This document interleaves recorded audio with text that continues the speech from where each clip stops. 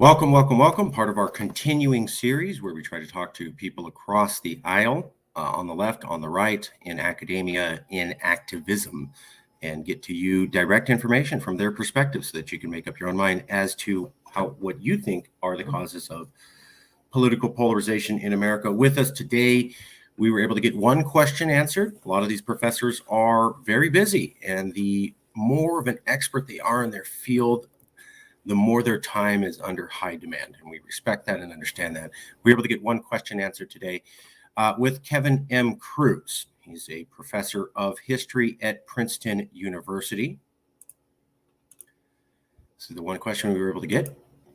He wrote this book, Fault Lines, A History of the United States Since 1974, with Julian E. Zelizer.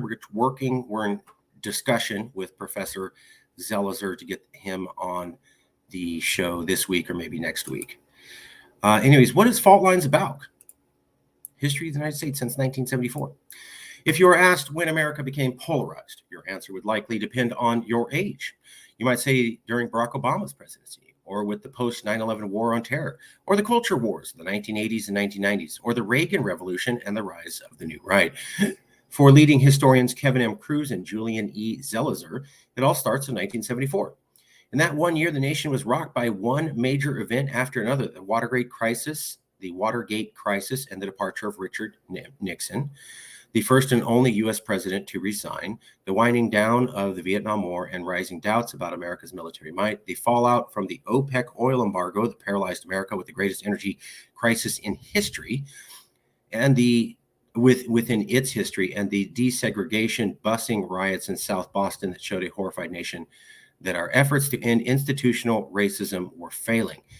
In the years that followed, the story of our own lifetimes would be written. Long-standing historical fault lines over income inequality, racial division, and a revolution in gender roles and sexual norms would deepen and fuel a polarized political landscape. In Fault Lines, Kruse and Zelizer reveal how the division of the present day began almost 5 decades ago and how they were widened thanks to profound changes in our political system, as well as a fracturing media landscape that was repeatedly transformed with the rise of cable TV, the internet, and social media. Pay attention to that last sentence. In Fault Lines, Kruse and Zelizer reveal how the divisions of the present day began almost 5 decades ago and how they were widened thanks to profound changes in our political system, as well as a fracturing media landscape that was repeatedly transformed with the rise of cable TV, the internet, and social media. So they said that in this book, came out in 2019. That's about 4 years ago. That's key. So I asked the professor, do you think things are more politically polarized now in 2023 than when you wrote the book in 2019, about 4 years ago?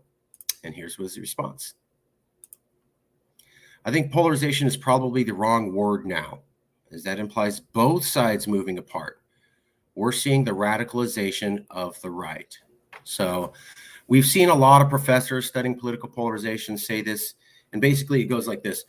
It's all the Republicans' fault. The Democrats have moved a little bit, but not really. Mostly we're talking about the Republicans moving very, very, very far to the right.